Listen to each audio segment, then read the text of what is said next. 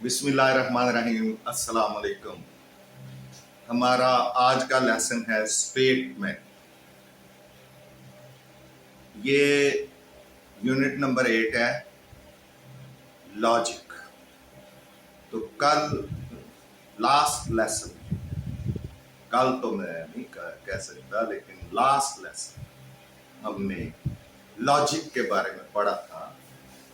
Logic इस्तेदलाल, अक्ल से कोई बात की हुई दलील से या मंतक, ये इसके मुख्तलिफ मीनिंग्स हैं। या सोचने का सही ढंग कि लॉजिकली बात आप करें, आप सोच समझ कर अक्ल के साथ, दलील के साथ, जज्बात का लॉजिक के साथ जज्बात उलट है। वो जो कहते हैं कि बेखतर आतिशे नमरूद में कूद पड़ा इश्क, अक्ल है महवे तमाशाए लबे बामरूद। तो जो लॉजिक है वो और चीज है, जज्बात और चीज है, दूसरी चीज। तो यहाँ पे लॉजिक के बारे में पढ़ रहे हैं। तो इसमें हमने बाकी चीजों के अलावा आखिर में इंडक्शन पढ़ा, डिडक्शन पढ़ा, फिर एग्जांपल्स ऑफ डिडक्शन, यानी डिडक्शन का मतलब क्यास, बिलीव किसी चीज के बारे में। इट इज इक्वलेंट टू जज्बात ही कह सकते हैं कोई, यानी जो कुछ साइंटिफिक नॉलेज के बगैर हम कोई राय कायम कर लें, क्यास कर लें कि जी फला डॉक्टर बहुत अच्छा है, या फला वकील बहुत अच्छा है, या फला जो है खिलाड़ी बहुत अच्छा है। तो हालांकि हमने उसको खेलते भी ना देखा हो, या कोई वकील को कोई अपना केस भी ना दिया हो, या डॉक्टर से इलाज भी ना कराया हो, लेकिन हम एक राय कायम कर ले और फिर हम उनसे काम लेने की कोशिश करें, तो ये एक जो है वो क्यास है, डिडक्शन है। फिर एक और इसकी मिसाल है कि वी ऑफन, ये ऑल मैन आर मॉर्टल, तमाम इंसान फानी है।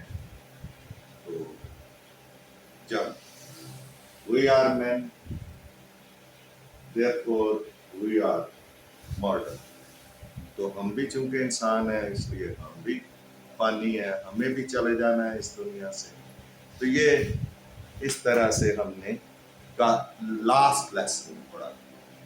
आज हम स्टेटमेंट के बारे में पढ़ें। स्टेटमेंट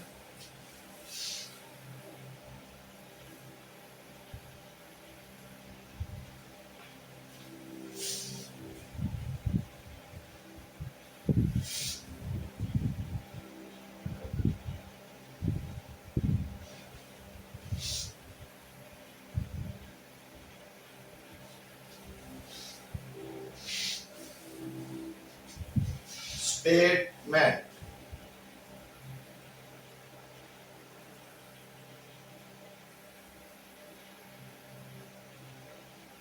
स्टेटमेंट का मतलब है बयान।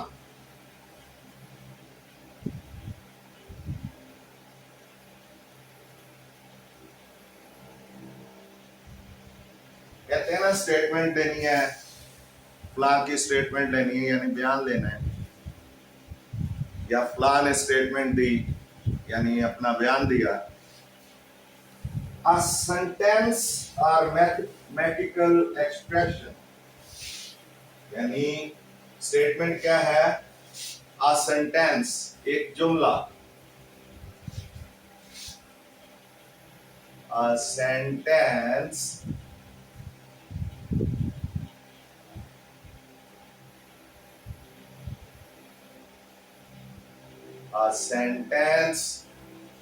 और मैथमेटिकल, और या मैथमेटिकल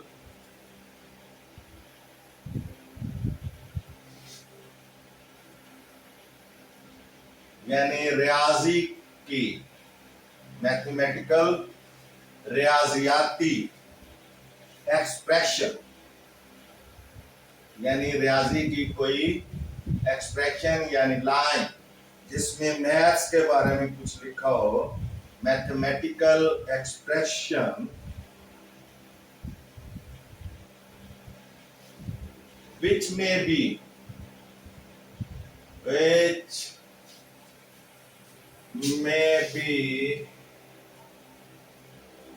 true or false, जो दुरुस्त भी हो सकती है, यानी कोई जुमला या मैथमेटिकल एक्सप्रेशन जो कि दुरुस्त भी हो सकती है और गलत भी हो सकती है, उसको हम स्टेटमेंट कहते हैं। ट्रू और फॉल्स, बट नॉट बोथ, लेकिन ये नहीं हो सकता कि एक ही वक्त में वो गलत भी हो और दुरुस्त भी हो। बट नॉट बोथ, यानी एक ही वक्त में वो गलत और दुरुस्त नहीं हो सकता। Is called a statement.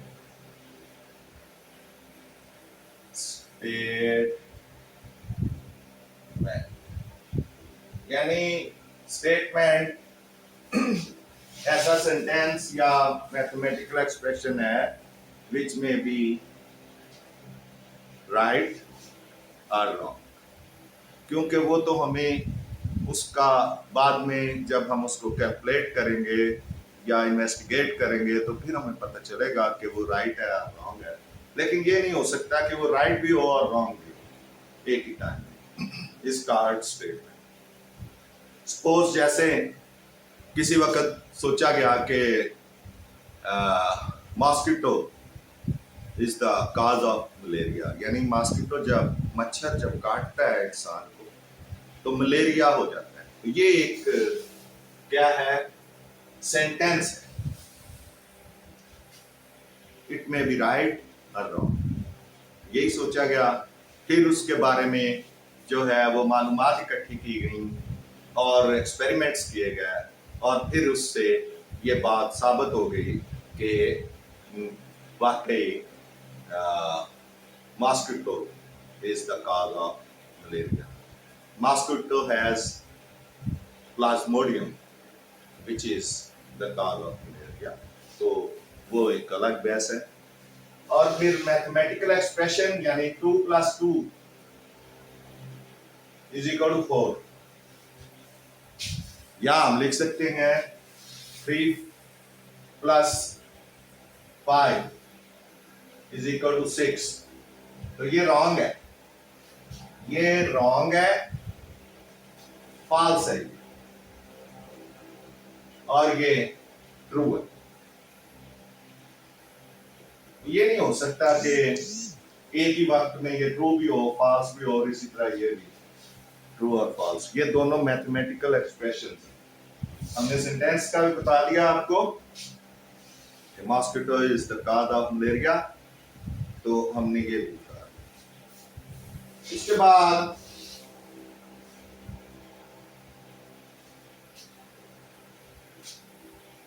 the statement A is equal to B,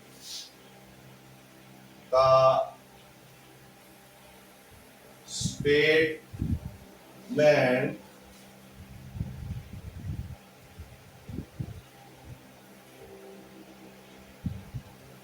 A is equal to B can be either true, can be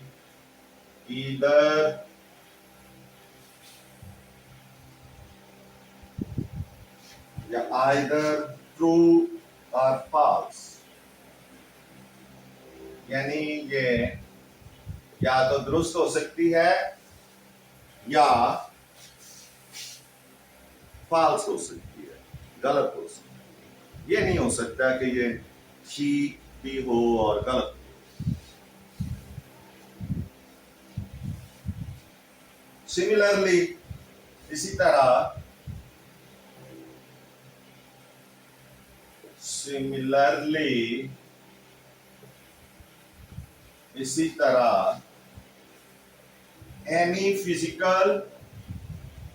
any physical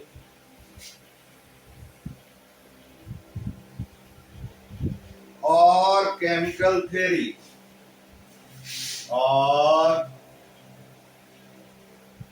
chemical theory can be either true or false. Can be either either true or false.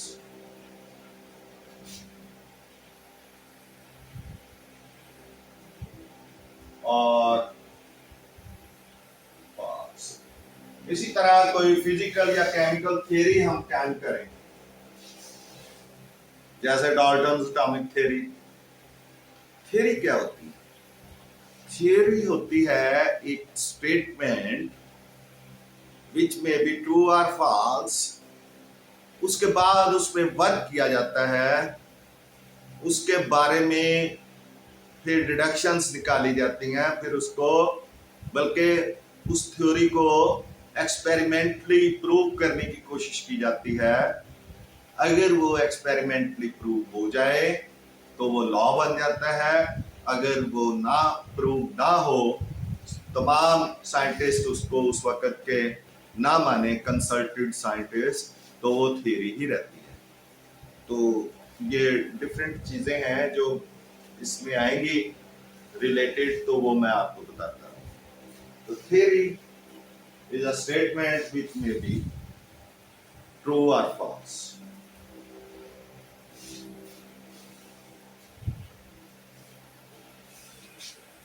Statistical or social, statistical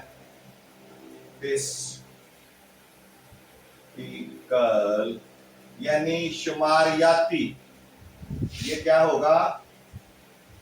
शुमारियाती यानी stats, stats से related हम शुमार करते हैं, जैसे कि किसी गांव की या किसी शहर की आबादी कितनी है, या उसमें कितने हाउसेस जो है वो पक्के हैं, कितने कच्चे हैं, कितना उधर जो है वो फूड चाहिए, ये चीजें जरूरी हैं।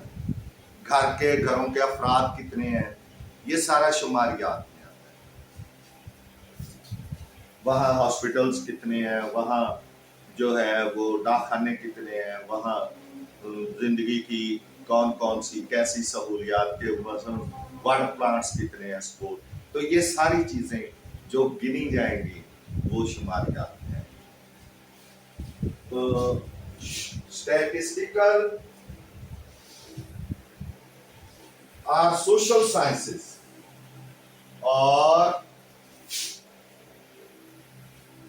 social sciences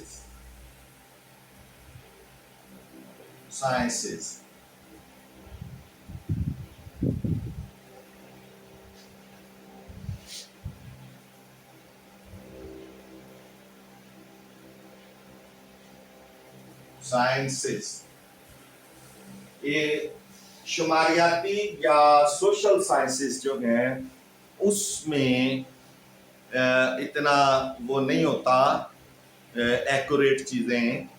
वो उसमें अगर कहा हुआ है कि 1000 घर हैं तो वो 1200-1300 भी हो सकते हैं, यानी शुमारियात में एग्जैक्ट चीजें नहीं बताई जा सकती। लेकिन मैथमेटिक्स में जो है वो 2 + 2 4 ही होगा।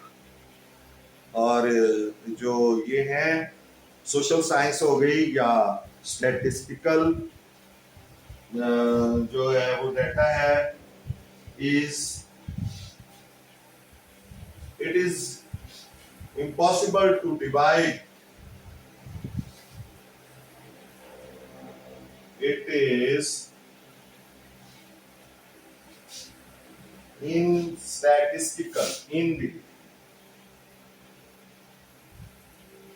statistical or social sciences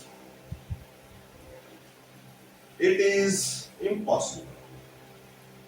It is impossible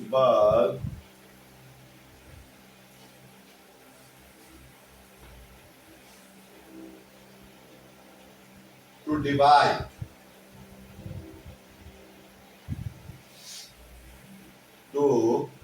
divide all statements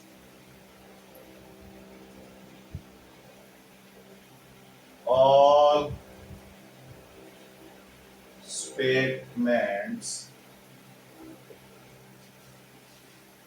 into true or false categories. Into true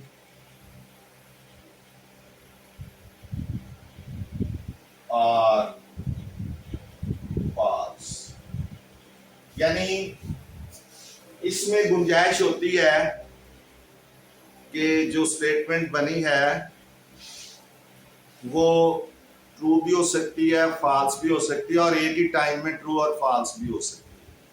ये सिर्फ स्टैटिस्टिकल या सोशल साइंसेस में ये है कि वहां जो डाटा आपको मिलता है, स्टेटमेंट्स बनती हैं, वो 100% ट्रू या 100% फॉल्स नहीं होती। जिस तरह के मैथमेटिकल एक्सप्रेशंस में होती हैं। मैथमेटिकल एक्सप्रेशंस में a is equal to b हो सकता है या a is not is equal to b हो सकता है, तीसरी कोई सूरत नहीं होती। लेकिन जो स्टैटिस्टिकल और सोशल साइंसेज हैं, इसमें it is possible to divide all statements. It is not possible. या कह सकते हैं it is possible to divide all statements into true or false. यानी वो ट्रू फॉल्स के अलावा भी उसमें गुंजाइश होती है। इधर जो लिखा हुआ है उन्होंने mutually exclusive classes,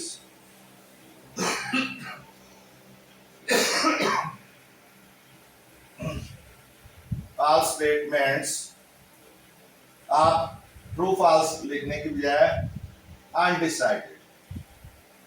It is impossible to divide all statements into true or false. चलिए ये भी ठीक है, into true और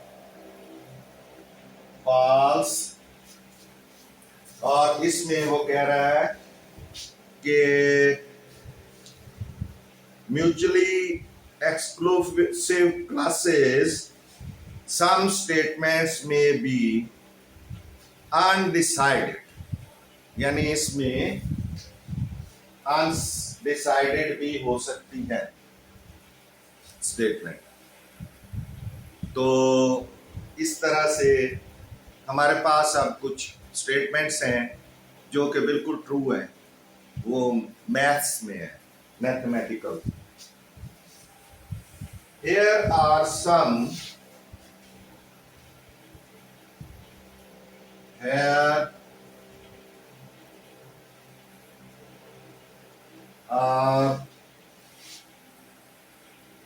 here we discuss some examples of here we discuss some examples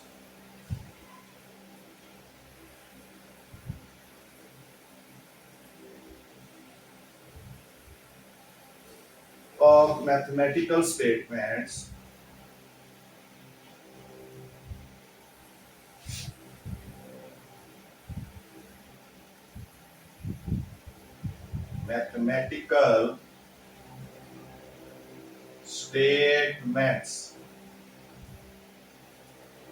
कुछ रियाजियाती बयानात हैं, मैथ्स के बारे में कुछ स्टेटमेंट्स हैं that that all are true, जो के सारी सच है, दुरुस्त है।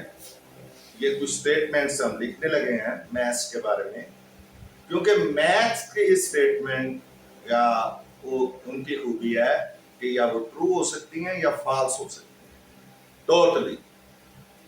उसमें ये नहीं हो सकता कि कोई अनडिसाइडेड हो।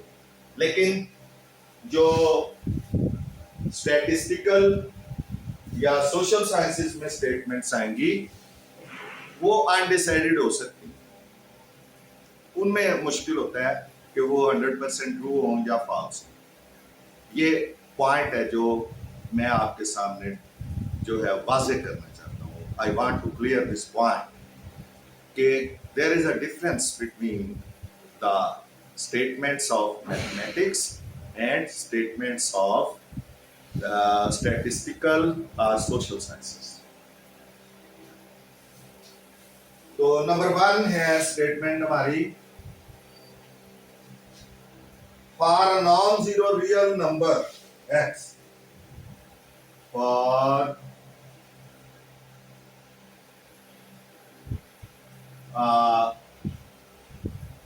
Non zero number x, real number, non-zero real number, real number x and integers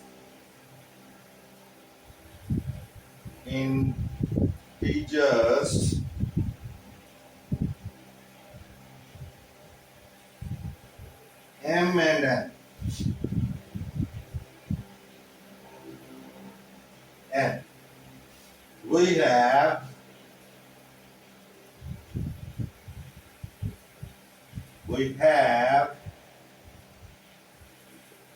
x raised to power m dot x raised to power n is equal to x raised to power m n।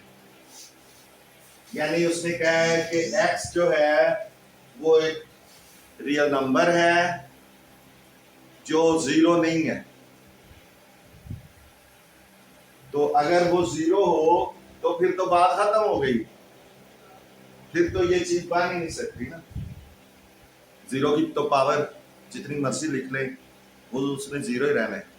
लेकिन अगर वो non zero है x, तो फिर उसकी power अगर m है और एक और x है, बिल्कुल x ही है वो, उसकी पावर n है, तो उनके दरमियान डॉट का मतलब है ये मल्टीप्लाई हो गए। ये x raise to power m और x raise to power n ये मल्टीप्लाई हो रहे हैं, डॉट का मतलब मल्टीप्लाई। तो ये is equal to m n, ये एक स्टेटमेंट है और ये ट्रू है। ये लॉ ऑफ इंडिसेस में हम पढ़ के आए हैं, law of indices. Law of indices में हमने पढ़ा है कि जब ये मल्टीप्लाई हो रहे हो तो पावर्स जो हैं, जब बेस मल्टीप्लाई हो रहे हो तो पावर्स जो हैं वो प्लस, पावर्स जो हैं वो प्लस हो जाती है, पावर्स प्लस हो जाएंगी, m प्लस n आ जाएगी।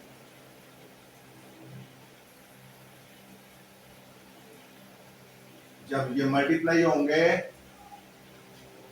तो पावर्स प्लस प्लस हो जाएंगी। और अगर कहीं ये होता है इस तरह से x raise to power m over x raise to power n, तो ये क्या होना था, x raise to power m minus n, यानी डिवाइड हो तो माइनस हो जाता। ये लॉज ऑफ इंडिसेस में हमने पढ़ के आए। तो ये आपकी स्टेटमेंट है m raise to power x raise to power m dot x raise to power n is equal to x raise to power m plus n। उसके बाद सेकंड है the sum of the measures of the sum of the measures of interior angles of the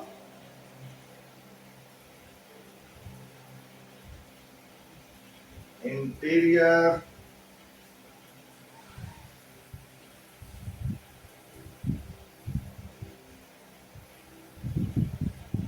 angles of a triangle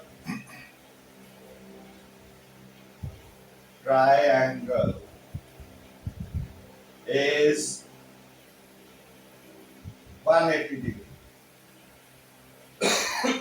sorry, ये भी correct है क्योंकि आप पढ़ चुके हैं इसके बारे में कि एक ट्रायंगल है, उसके सॉरी 3 एंगल्स होते हैं, उनका सम 180।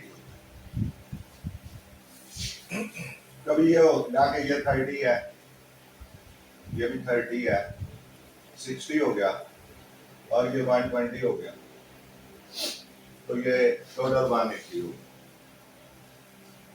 कई मरतबा ये होता है, ये 90 है,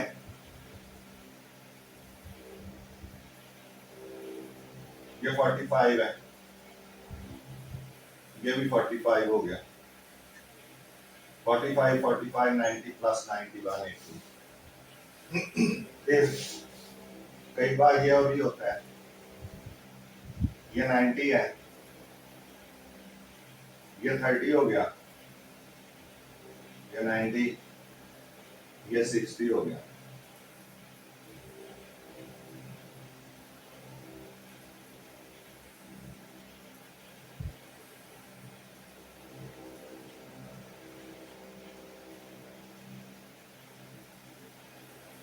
तो इस तरह से कई ट्रायंगल्स बन जाती हैं, लेकिन ये तय है कि उनके जो किसी भी ट्रायंगल के इंटीरियर एंगल्स होते हैं, उनका सम जो है वो 180 डिग्री होता है। तो ये स्टेटमेंट भी ट्रू है। इसके बाद next,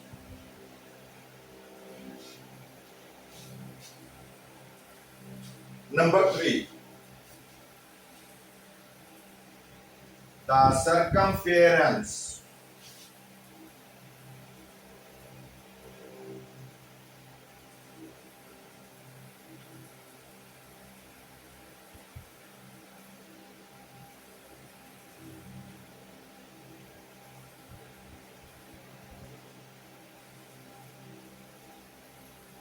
circumference of a circle,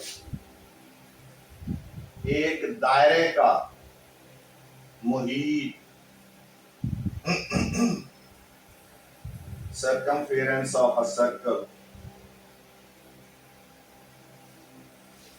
with radius r, with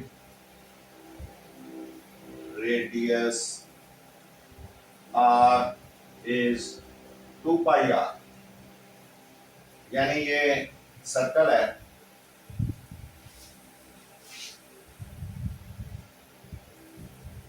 ये इसका सेंटर है,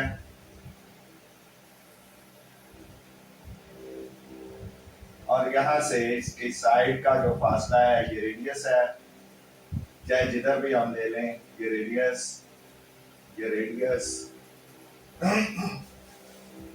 अब यहाँ पे अगर एक बंदा खड़ा है तो वो पूरा इसका एक राउंड लेता है, तो वो जितना डिस्टेंस कवर करेगा वो 2 पाई आर के इक्वल है। यहाँ से लेके यहाँ तक पूरा एक राउंड इसका जो है वो सरकमफेरेंस कहलाता है, सर्कल का सरकमफेरेंस। तो 2 पाई आर के बराबर, 2 पाई आर। is 2 pi r। एक ये स्टेटमेंट। उसके बाद एक और स्टेटमेंट है, Q is the subset of R। Q क्या है? रेशनल नंबर होते हैं और R रियल नंबर होते हैं। R में रेशनल और इरेशनल दोनों शामिल होते हैं। रेशनल Q है और Q डैश इरेशनल। ये हम डिटेल में पढ़ के हैं। तो the set of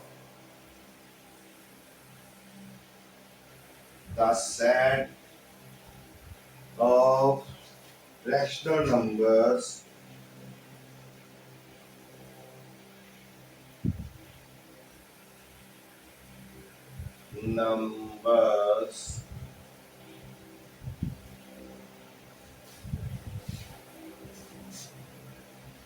is a subset of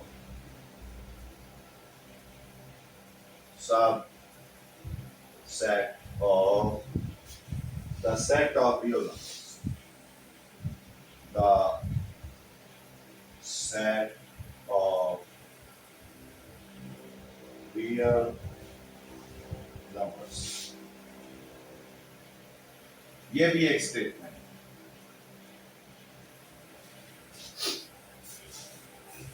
ये इसकी डिस्क्रिप्टिव फॉर्म है।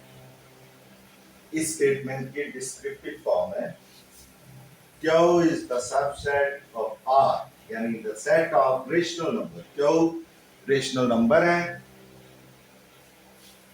is a set of subset of, यानी Q के मेंबर्स R में शामिल हैं। क्योंकि Q और Q डैश रेशनल और इरेशनल दोनों ही रियल नंबर्स में के सबसेट। रियल में सारे आते, रियल में सारे नंबर्स आते, इसलिए बाकी सारे जो हैं वो आर के सबसेट्स। सबसेट यानी उसके छोटे हिस्से। तो ये भी ट्रू है statement.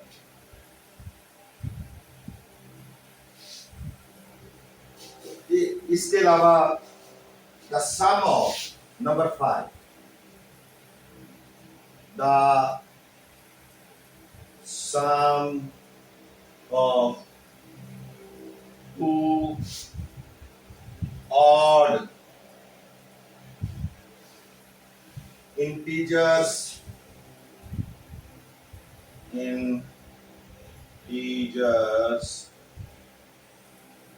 is an even integer। Even integers यानी 2 odd integers का सम एक इवन इंटीजर होता है। कैसे? 3 odd है, एक और आप इसी का ही यानी दो ले रहे हैं ना, तो 3 में 3 ऐड करेंगे तो 3 भी ऑड है, ये भी 3 ऑड है, तो ये कितना हो जाएगा 6। और 6 क्या है? ये दोनों ऑड है, यानी 2 पे पूरे डिवाइड नहीं होते, और ये इवन है यानी 2 पे डिवाइड हो रहा है 6। इसी तरह 5 ऑड है, 5 + 5 10 इज इवन। इसी तरह 7 ऑड है, 7 + 7 क्या हो जाएगा 14, और वो भी इवन। तो ये भी एक समझ लें मैथमेटिकल रूल है, इट्स ट्रू स्टेट। अब एक और नंबर 6 7, ये 5, हाँ नंबर 5 थी, नंबर 5 में देख लें आप, वो मैं जरा ऊपर लिख देता हूं। 5 and 7, 6 ये आ गया, ये 6 आ गई। 5 and 7 मैं ऊपर लिखूंगा।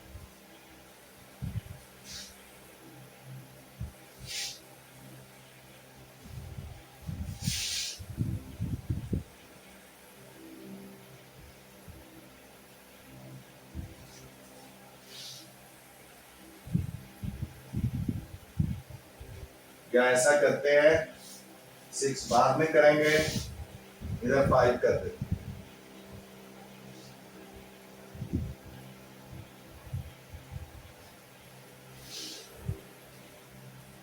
5 है,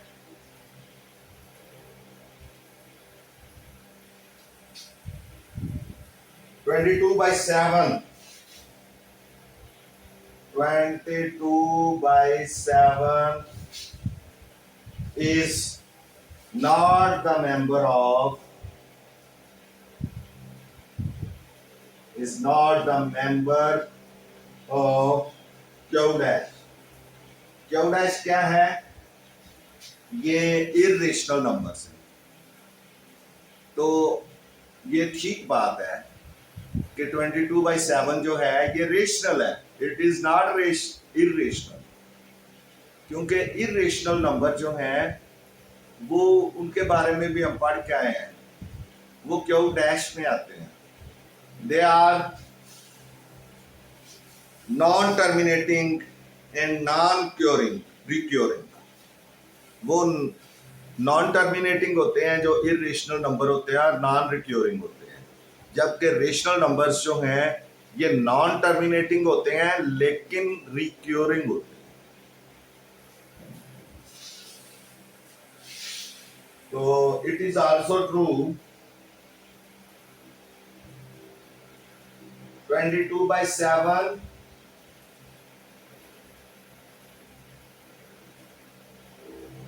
is non-terminating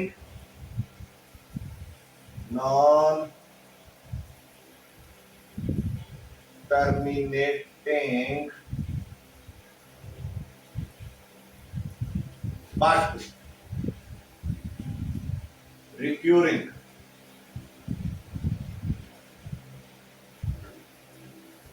लेकिन ये रिक्योरिंग होता है। रिक्योरिंग क्या है कि ऐसा नंबर जो डेसिमल के बाद एक खास जो नंबर्स बचते हैं वो रिपीट हो, एक खास तरतीब में रिपीट हो। जैसे मैं 22/7 को आपको बताता हूं। 22/7, 22/7,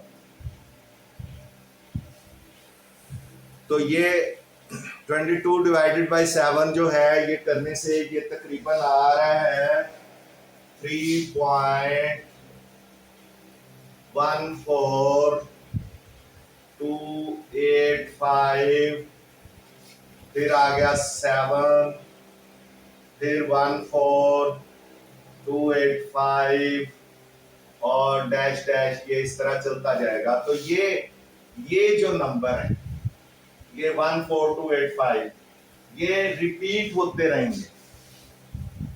तो अगर कोई नंबर फ्रैक्शन में हो, उसकी फ्रैक्शन हम खत्म करें, तो डेसिमल के बाद जो नंबर बचे अगर वो अपने आप को रिपीट करते हैं तो वो रिक्योरिंग नंबर्स कहलाते हैं। और अगर वो डेसिमल के बाद खत्म हो जाए, जैसे 4/5 है, ये अगर हम डिवाइड करें 4/5 को, 4/5, तो ये 0.8 आ जाएगा, यानी कोई नंबर आगे नहीं चलेगा। तो ये टर्मिनेटिंग हो गया। ये क्या है, ये टर्मिनेटिंग होगा। कि टर्मिनेट हो गया यानी खत्म हो गया। लेकिन जब हमने 22/7 को किया, 22/7 को किया या 1/3 कर लें, 1/3 कर लें, तो 1/3 में भी देखें 1/3, तो ये 0.3333 ये चलता जाएगा। तो ये टर्मिनेटिंग नहीं है, ये रिक्यूरिंग है। ये क्या है? रिक्यूरिंग। ये पहले पढ़ के आए हैं वैसे, रिक्यूरिंग। तो ये जो खत्म हो जाए डेसिमल के बाद वो टर्मिनेटिंग है। तो जो 22/7 है ये भी एक रिक्यूरिंग नंबर है। तो जो रिक्यूरिंग नंबर्स होते हैं, नॉन टर्मिनेटिंग होते हैं, रिक्यूरिंग होते हैं, वो क्या है? वो रेशनल हैं, लेकिन वो क्या होते हैं? Recurring numbers. तो ये रिक्यूरिंग है, is non terminating but recurring. इसलिए ये है तो रेशनल नंबर, लेकिन ये रिक्यूरिंग रेशनल है, रिक्यूरिंग है, लेकिन ये इरेशनल नहीं है। तो उसने ठीक कहा है कि Q is not the member of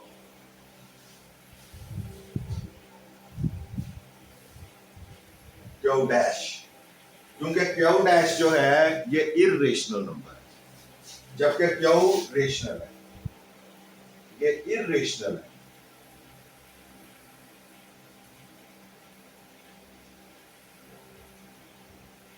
irrational number Q dash.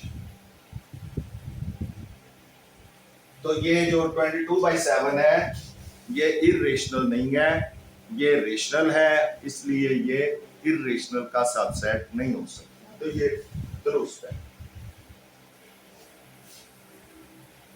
उसके बाद नंबर 6 की बात है। नंबर 6 वो हम पहले भी कर चुके हैं।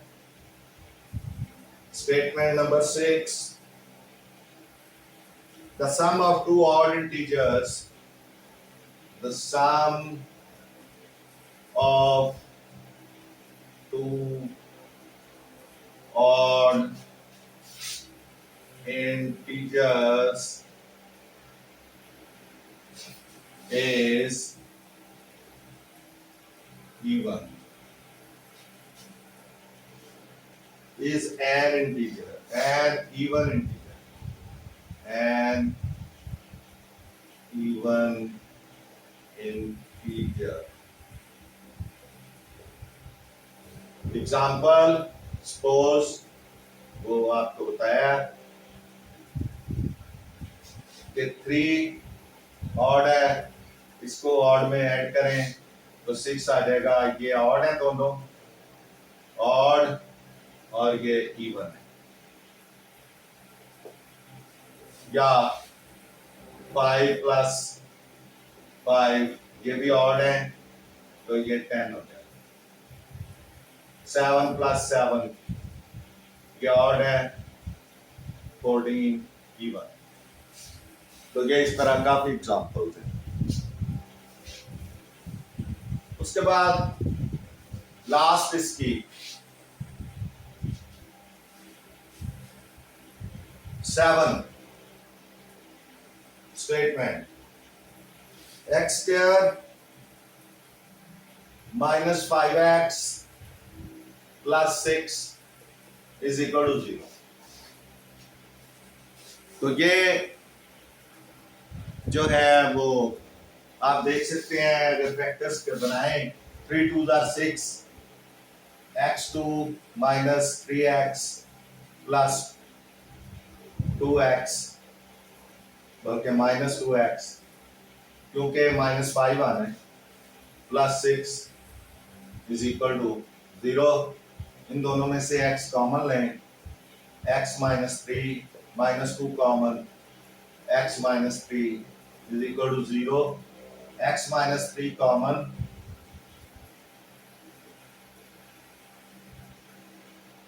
into x minus 2 बाकी is equal to 0। तो यहाँ पे उसने कहा कि स्टेटमेंट में वो ये कहता है for x is equal to 2 और x is equal to 3, ये जो है for x is equal to 2 और x is equal to 3, तो ये देखें इधर वैल्यू आ चुकी है। यहां आप कर सकते हैं, ये just for your understanding I am going to solve, it's not the part of the question, ये आपको समझाने के लिए है सिर्फ।